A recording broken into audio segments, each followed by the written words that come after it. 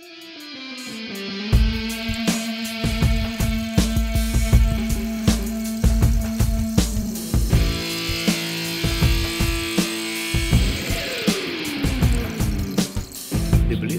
– це не просто купа книжок. Бібліотека ще до світу інтернету движок. Читайте і Карнегі, і Коельо, і Сосюру. Вивчайте економіку, підвищуйте культуру. Долайте всі проблеми, знання – це наша сила. Інвестуйте у себе, розправляйте крила. Не нехтуйте багатством, яке таке доступне. Інтернет і книга – це сила могутня. Інтернет – це не тільки ігри і чати.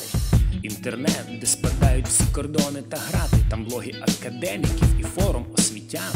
Там найкращих музеїв, віртуальний океан. Останні компромати, правда без цензури. І навіть поради по покращенню фігури. Там Біблія Острозька і Шевченків заповіт. Новини актуальних з Америки привіт. Читайте класику давню і сучасну. І стане все вам, люди, переважно ясно, де правда чиста, а де наполовину.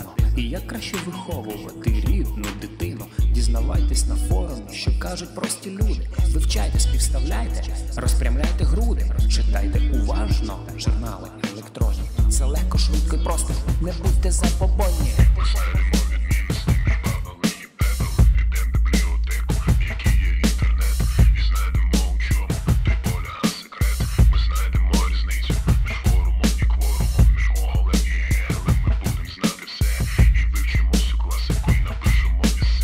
Бібліотека, люди, це не старомодньо. Бібліотека, люди, це дуже навіть модньо. Вперед, народ, вперед, до книги інтернет. Знання – це наша зброя і успіху секрет.